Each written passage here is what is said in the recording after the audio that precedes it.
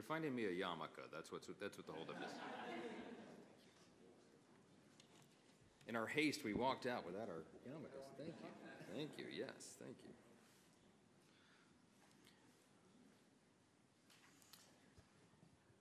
Well, it is my pleasure to welcome everyone and wish you a happy Hanukkah. Thank you for joining us. This is the second occasion, my second occasion as Speaker of the House, where I'll be able to gather with you for this celebration of light.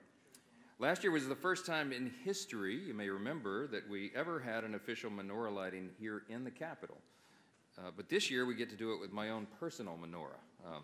It's one that Rabbi Shem Tov and with the assistance of my colleague Leader Jeffries presented to me a couple of months ago. It's actually made of shrapnel of rockets that were shot down by the IDF and then smelted together by an Israeli artisan. It's really one of a kind. I'm very grateful for that symbolic gift, not only because it's my first menorah, but because when you look at it, you're reminded of the true meaning of Hanukkah. That in the face of darkness, light burst forth. And in the presence of fear, miracles emerge. And in moments of despair, hope springs eternal. And the more time I've spent with America's rabbis and our Jewish brothers and sisters around the country over the last year, the more hopeful that I become for the future. We all know that 2024 was a very difficult year for Jewish Americans, and on college campuses and, of course, in the land of Israel itself. Yet in the face of vitriol and war, the Jewish people have shown unshakable strength and optimism and resilience. It's been very inspiring.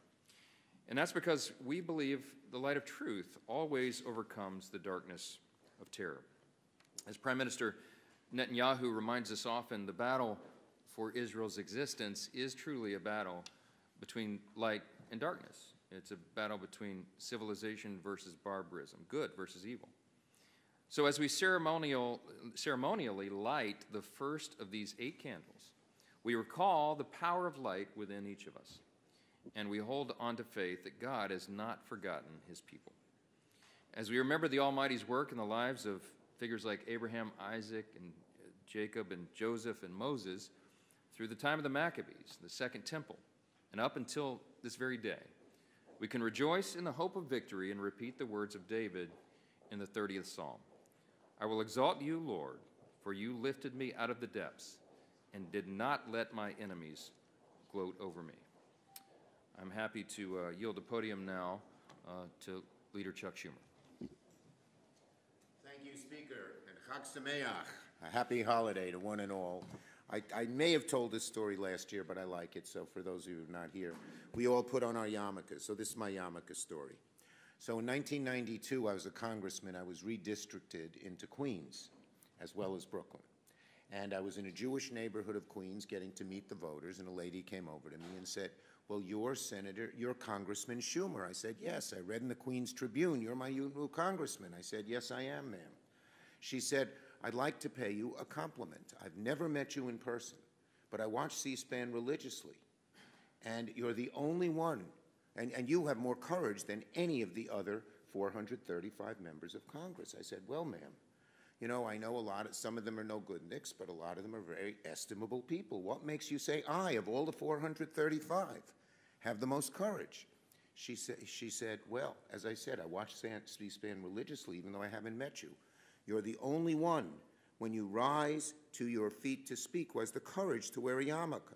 I said, thank you, ma'am. It's not a yarmulke. Anyway, that's my little yarmulke story. I could go on and tell Jewish stories, and we could be here till the end of Hanukkah 2 weeks from now. Anyway, it's great to be here. I want to thank Speaker Johnson, Leader Jeffries, Rabbi Shem Tov, friends, colleagues. And I thank you all for being here as the Jewish people in America and around the world prepare to celebrate Hanukkah later this month. As the first Jewish Senate Majority Leader and the highest-ranking Jewish elected official in American history, I am proud to stand before you in this great temple of democracy to share in the light of Hanukkah. As we all know, the story of Hanukkah is, among many things, a story of perseverance in the face of unspeakable hatred. It's a story about how the Jewish people of a different age, forced from their land, forbidden to practice their religion, their temple destroyed and desecrated, gathered to pray in secret, banded together in the hills and fields, and fought off their attackers. Once victorious, they set about the hard, slow, and painful work of rededicating the temple and lighting the eternal flame of hope. Ner Tamid. Today, thousands of years later, the responsibility to keep that flame of hope burning bright falls on every one of us. The world is swirling with strong winds threatening to extinguish that flame. Evil forces of anti-Semitism, hatred, bigotry. We cannot let these pernicious forces win to the day. We must work together across the aisle to keep them from succeeding in America. In the darkness of our world, 436 days after the horrific attacks in Israel on October 7th, with over 100 hostages still held captive by the evil and terrorist group Hamas, and amid a rise in anti-Semitic attacks at home and abroad, we need to keep the flame of hope burning brighter, greater, more than ever. This Hanukkah, let the light from the flame guide us towards unity in the face of division. Let it guide us towards a future inspired by the miracles of the past, full of hope, courage, resilience. Let it guide us towards a more just and equal world, free from hatred, bigotry, discrimination, and all other forces of darkness. Chag Sameach, a very happy Hanukkah to all of you.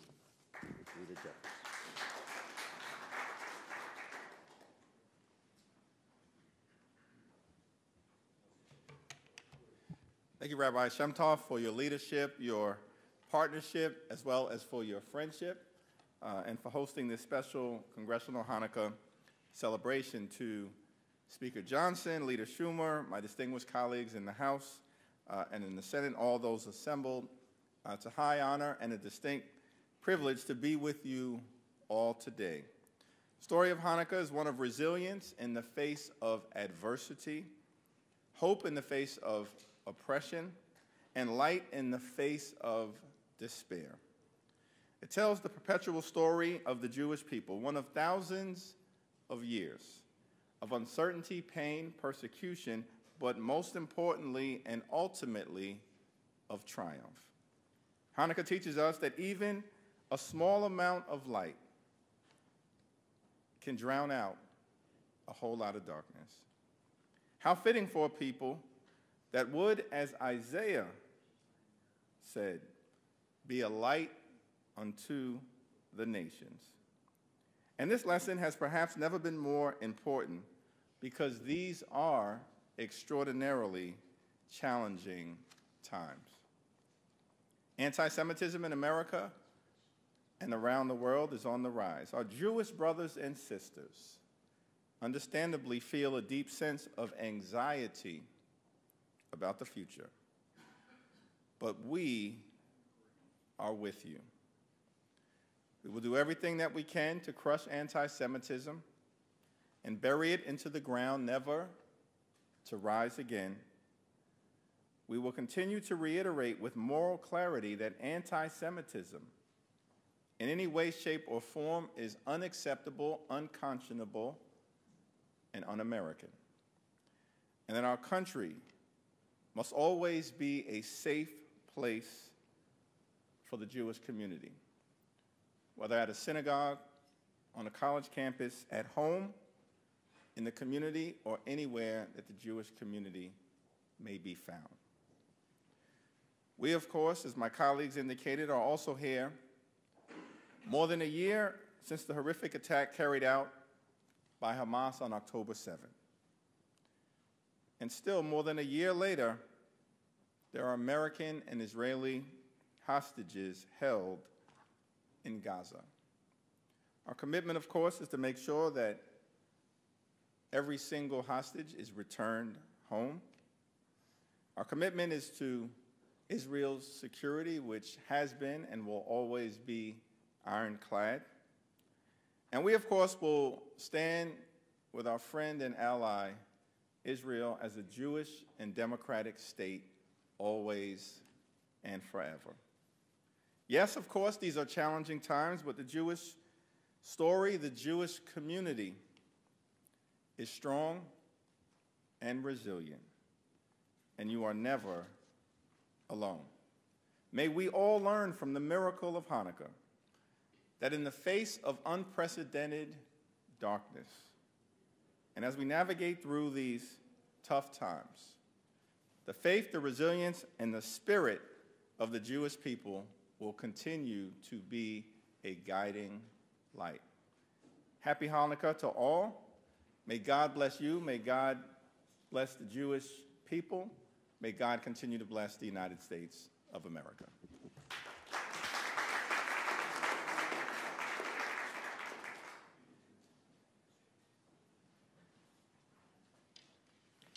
Good afternoon, Mr. Speaker, Leader Schumer, Leader Jeffries, members of the House, friends one and all. I'm honored to be here, of course, as we all are, to celebrate the upcoming days of Hanukkah. Hanukkah has not yet begun, but it is upon us, and when it does begin, there will be very few people in this building or in the complex. So the decision was made by the Speaker to put this together today, which creates an island of togetherness in what can be a sometimes very fractured space. Hanukkah means rededication. It also stems from the word chinuch, which means education. And as I have shared with the Speaker and Leader Jeffries, when we have more than one opinion and a difference of opinion, we have a wider pool of knowledge. When we have animus, we have a descent into chaos in society. And I think I could speak for all of us, not just in this room, but for hundreds of millions of my fellow citizens across the country that watch these two leaders of the House, even as they disagree, have a personal respect for each other, which is huge, and which spreads across our country in a warmth that melts a lot of cold. Leader Schumer, thanks for being here. Last year, he lent us his menorah that he was presented at the Lamplighter Awards. This year, we have Speaker Johnson's. And yes, it was an incredible moment to be able to present that to you, sir, especially having your counterpart, Leader Jeffries, who you said you were honored to have as your counterpart, present and on hand for that. This is something which is very important, and it's a gift, like I said, to the citizens of this great nation. Now, one of the leaders who's not here, Leader McConnell, we know suffered a fall just recently, and I think it's appropriate that we all hold him in our prayers, that he have a full recovery, and that he continue to be able to serve this great nation as he has, as Leader Schumer is the first Jewish majority leader. I think Senator McConnell is the longest leading Senate leader altogether, right? Am I right? For now. For now. So this temple of democracy that was spoken of is a very important central pillar in our American life. The Holy Temple in Jerusalem, which stood over 2,000 years ago, is a very central pillar in Jewish life. So imagine how incredible it would be for someone who's Jewish to be in this space as the rededication of that temple in Jerusalem is celebrated right here in this Temple of Democracy in Washington. The light on this dome shines through the whole world, showing that the freedom of the human spirit is so important for the world to survive.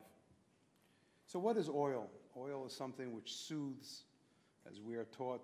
It's something which permeates or penetrates any surface. It gives flavor to something which it is added to. And I think that that's something important to remember. The warm glow of the menorah lights is something that struck me as a young child. I grew up in Philadelphia. I was born in the late 60s, so I was there for the bicentennial, very patriotic. And it was actually 50 years ago that public menorah lighting, something you see on every public space in America, just about, began in Independence Mall. It's a very big milestone. And now we light a big menorah just a few days hence on America's front lawn, right on the ellipse in front of the White House. And we always have senior officials join us, which is something which reminds us as Jews that we are a small minority, a very small minority, less than 2% of this nation. But yet, we have made great and incredible contributions through the lives of so many Jews, and sadly, in too many cases, through dying for our country, with Jews that have served in our armed forces. And I think it's a good time for us to have the men and women who serve our defenses, stateside and abroad, also in our thoughts as we light this incredible symbol of the menorah. Just recently, I was at an event for the Navy SEALs Foundation, which honors and supports the widows and orphans of SEALs who die in action. And I was discussing something with an admiral, and then it dawned upon me, and I said to him, "Sir, you know, the work you do wearing your uniform, it secures the ability of me to do the work I do wearing mine." So I think that as the plaque, there's one plaque discussing the presentation to the speaker, the other is on the menorah itself that has that famous phrase from the scriptures, "And they shall beat their swords into plowshares." We all have power. Every single one of us has a lot of incredible human power. And we can use them for swords, we can use them for plowshares, and sometimes we can turn the very swords into plowshares, misunderstanding into understanding, difference into harmony. And as we see our leaders who not only speak words of conciliation and friendship and togetherness despite different opinions, we have to respect and actually salute the fact of how they live them as an example for all of us. So without further ado, because I have the good fortune of standing between you and the latkes, I think I'm going to just proceed now with the lighting, if that's okay, and just invite the leaders to join me. Now remember, sometimes you see things and they say, "Do not try this at home." I would like to say, do try this at home. If you're Jewish or you have Jewish friends, there are plenty of little personal kits that you can take home with you after the ceremony is over.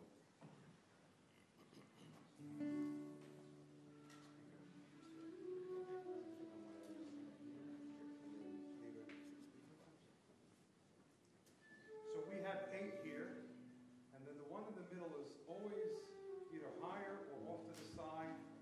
That represents the public servant, the one who's not among the rest of society, but serves the rest of society. So if this were in our home or in a synagogue, we'd light one candle and light the other ones from it. Now I will light them from left to right, the way you see it, because every night we light second candle, third candle, fourth candle, until they're all lit. Every day brings an opportunity for an additional light. But since this is a demonstration, we're going to light all 8 just now. So we also, since it's not the festival, will substitute the word Hashem for God's name. And if you know the melodies, you'll join me. If not, just come along. Or if that's not what you want to do, you can just watch. Okay, here it goes. Try this again.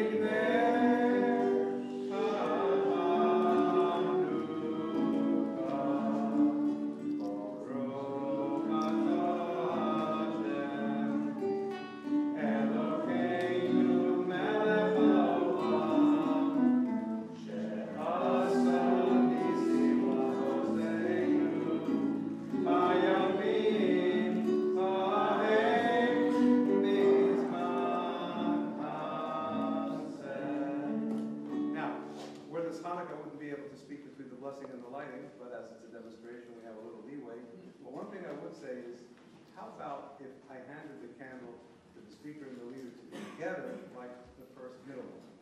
Okay? We'll do the microphone.